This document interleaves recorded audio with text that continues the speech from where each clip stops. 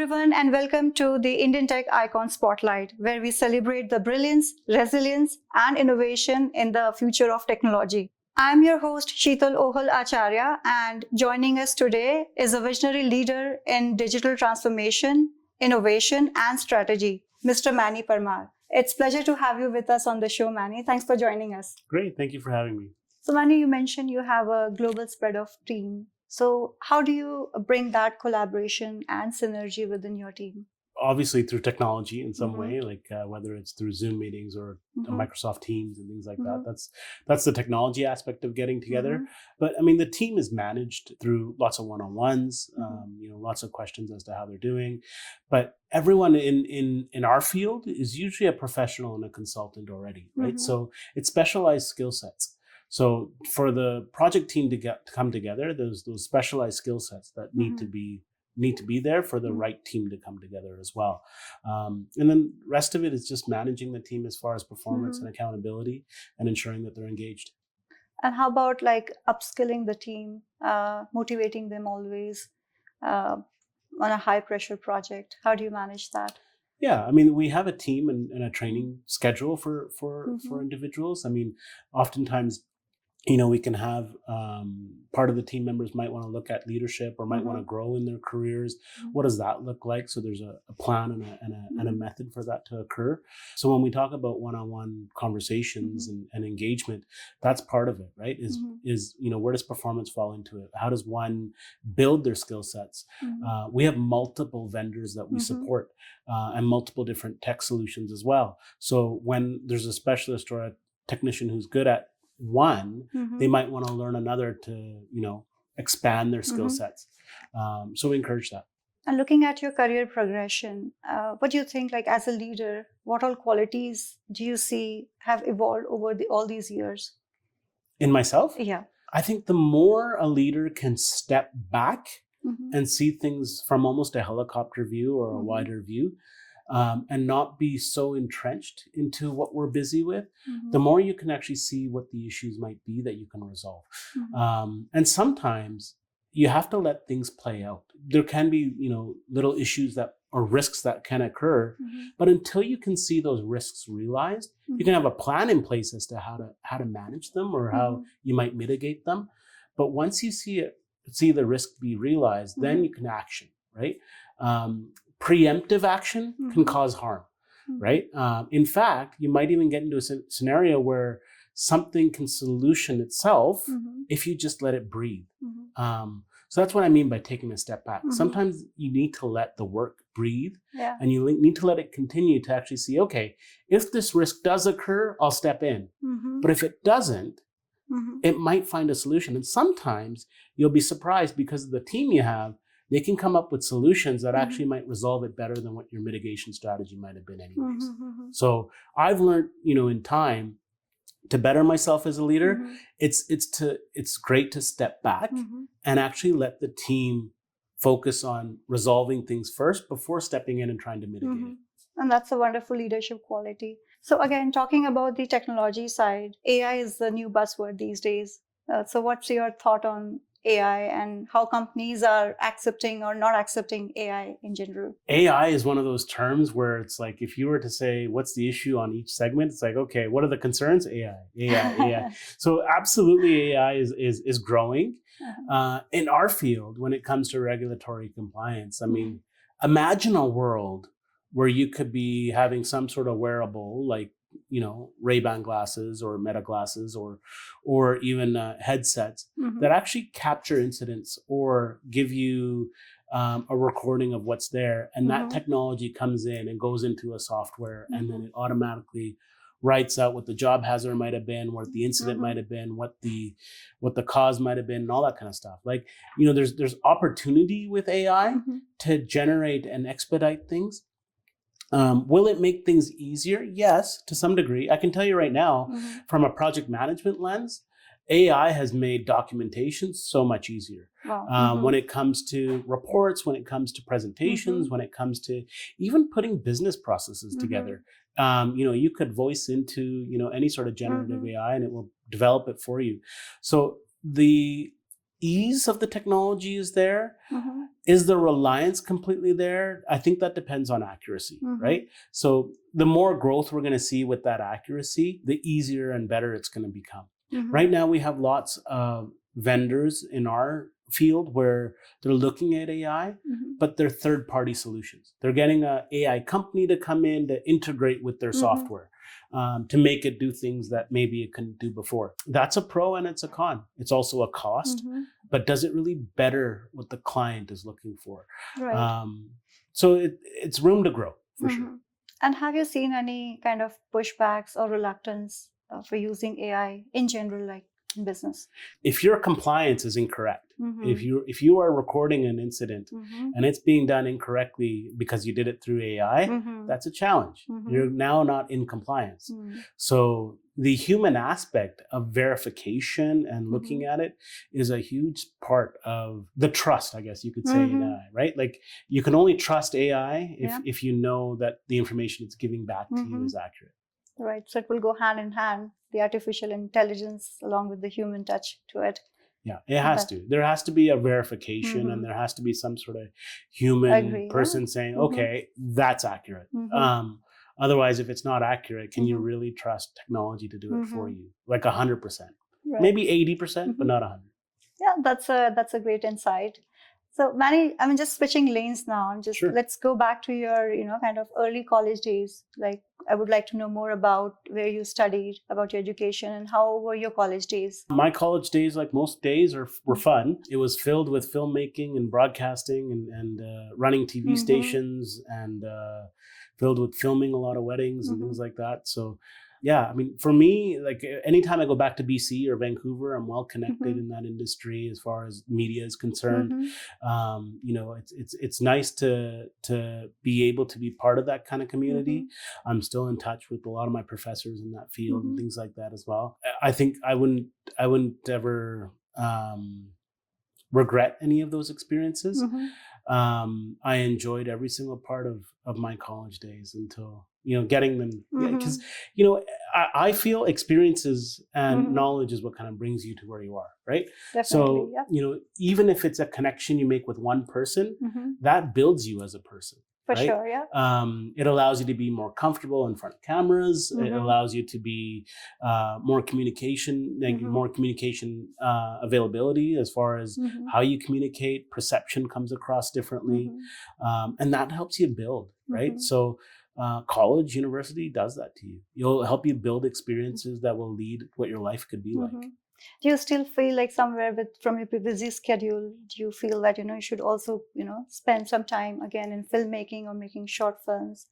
Do you still feel Not as much. Going back? At my age now, you start to think, okay, go to work and spend time with family, right? So is it something I missed? Not really. I still pick up a guitar and sing once in a while. Like I still keep in touch with the arts, but it's now more a hobby. Right? It's now more a shonk. Like it's not like I do it all the time. I like what I do. I like my job. I like being a solution and a visionary leader. And that's become who I am now. But could I be where I am now without my past? No, not at all. There's no way I could have gained that insight and that corporate leadership without all the experiences that I had. So Manny, let's do a touch base with your roots, from where you belong, or maybe I know you were born and brought up in Canada. And how about your roots back in India? So roots back in India, my dad is from Punjab, where, he's from Mansa, Haryana. Mansa, Bathinda area. My mom is from Haryana. So my mom is from Karnal. So yeah, that's my background. As far as visiting India, I go back to India probably every 2 years or so in some capacity. But, being born and brought up in BC, moved to Calgary I'd say about 7 to 8 years ago. I'm pretty well cultured. Having done lots of work, running an Indian video store, doing lots of Indian weddings, I'm very familiar with the culture. I'm very I do Bhangra, I do music, I sing, I play guitar. having a filmmaking background, I got into filmmaking because I watched so many Bollywood films, right? I watched so many Hindi films. I got into singing because of wanting to learn how to sing. I got into technology and things like that because of wanting to learn filmmaking or wanting to learn the tech as well, right? So yeah, I mean, is there a strong connection back to India? Absolutely. I've been to Bombay.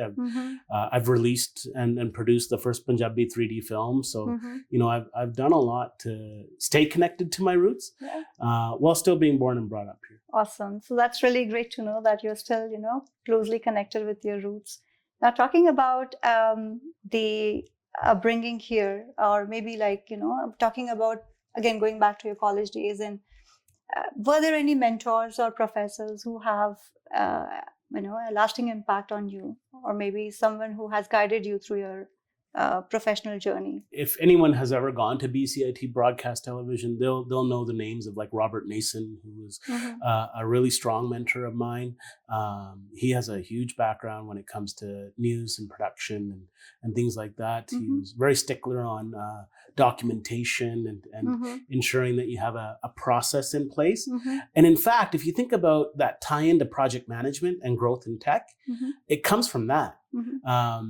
My prof, Robert Nason, he would actually make us make a production workbook, which was like this huge book of planning as far as structure, as far as all the call logs, all the shot logs, everything, all in one book. And in fact, when you look at it, that's what a project workbook is, right?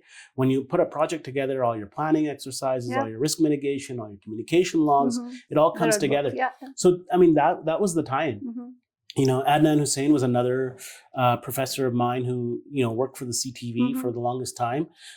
He taught me a lot of different tech. So when I was toying with, I went to school at a time when the transition from film to digital happened. In fact, when I was doing my final year project at Simon Fraser University, many of the students chose to shoot in 16 millimeter film. At that time, I chose to shoot in digital because I had the experience in shooting digital already. At that time, there was DVC Pro by Panasonic. I already knew about 16 by 9 and shooting cinema style, shooting 24p when it first came out in digital. So that's where I shot my film. I shot my final film on 24p. And luckily, when we were doing the presentations at the end, the projector was a digital projector running on 24p. And they decided to show my film at the end, and it just looked amazing compared to some of the film work that was done. It would have been a wonderful experience. It was. It was a fantastic experience. And to actually see your film being presented at that level and seeing this whole transition happen from film to digital, that's what gave me the key and break-in. And because I loved tech so much, deciding to do a 3D film was a challenge on its own. And especially being the first to do it, how do you make a real live action 3D film and make it marketable, make it technology, like make the technology actually work on a lower budget, on a scale, because this is an independent film made in BC. How can we make a low budget film but yet still release it worldwide? And I think we succeeded. To learn from challenges as well. Yeah, well, we were nominated for 3 Leo Awards. Best director, best film, and best lead actor back in 2013. That's awesome. It was quite the accomplishment. And quite a journey, right? And yeah. So Manny, what's one piece of advice if you would have to give to the young aspirants? Like for you, I will ask both, like who are aspiring to go to the film industry or filmmaking industry, and the other lot, like who is looking to get into the leadership role in tech world. This one advice is key. And in fact, I can even say it in Punjabi, it's कहना te karna are two different things, right? To say you're going to do something and to do it are two completely different things altogether. If you want to succeed, get on the doing side. Don't stay on the saying side. You could say, yeah, I'll do this tomorrow. I want to study this. I want to make this film. I want to study project management, or I want to become a leader. Stop it. Just do it. If you want to become a leader, start leading. If you want to make a film, start putting it together. For me, until I bought that 3D camera and I had it, I'm like, okay, it's done now. If I already have the camera, I have to finish this film. right? It has to happen. And you'll find that once you start taking those incremental steps, whatever those steps are, right? You're now closer to the finish line than you were when you started. And in fact, if you've gone past the point of no return, when you're invested, whether it's time, whether it's money, because money is the biggest driving factor. If you want to start a pizza place and you've bought the pizza place, you've opened the pizza place. It's going to happen. Whether it's good or bad, you don't know, right? So saying something and doing it are two different things. Be on the doing side. That's the number one advice for anything you do in life. And that's a valuable advice, getting into action, right? That's what is the key. Yeah, a friend of mine says, there's three things you need to do to succeed in life, right? You need to figure out what you want to do, right? So you need to, first off, you need to get focused. So once you're focused, you build a plan, right? And once you build a plan, do it. That's it. Yeah. Get focused, build a plan, do it.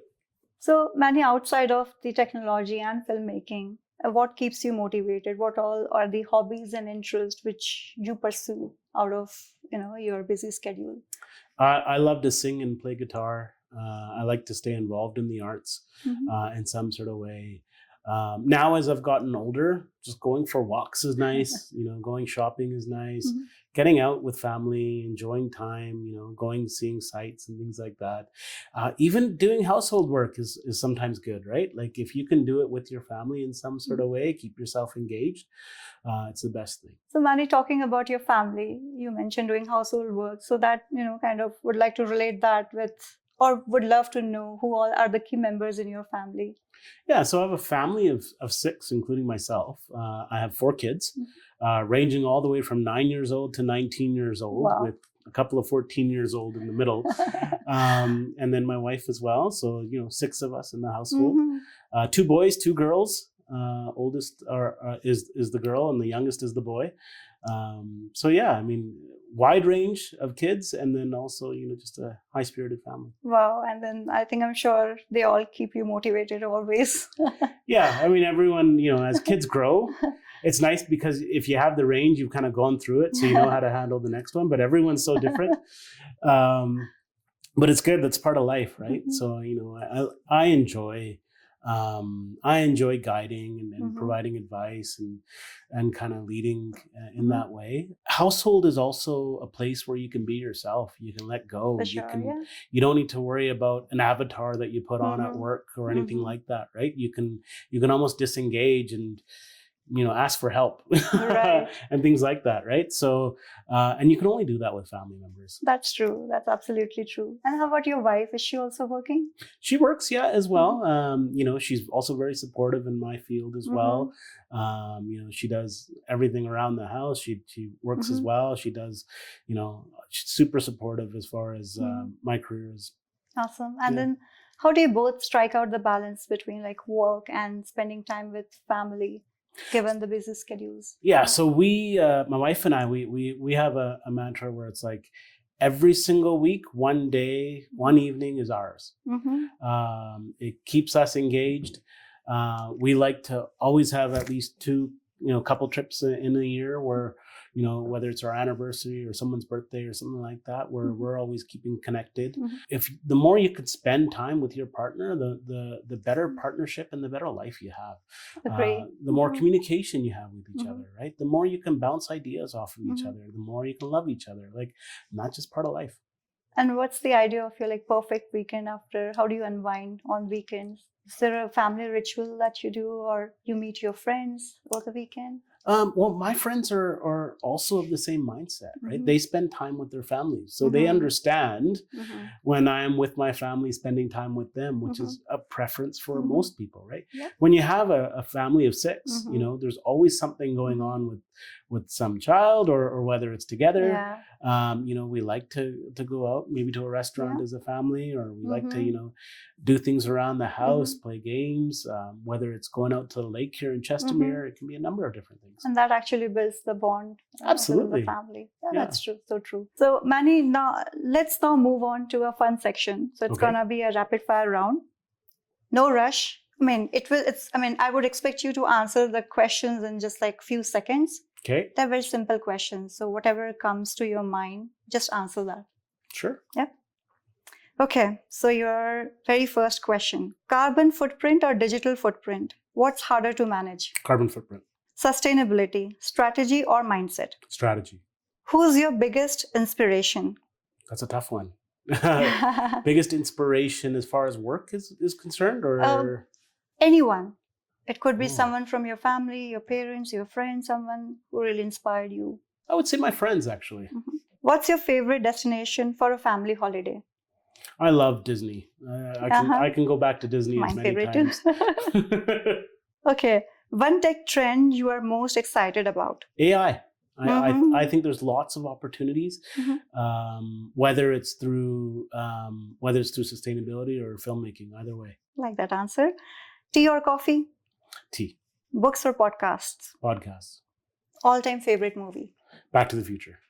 And favorite song? Favorite song? मैं कोई ऐसा गीत गाऊं. Wow, lovely. And with this, we are done with our rapid fire and we are done with our round of interview as well. Great, thank you. Thank you so much, Manny. It was really a pleasure to have you with us on our show. And thank you so much for taking out time for us. Great, thanks for having me. Thank you.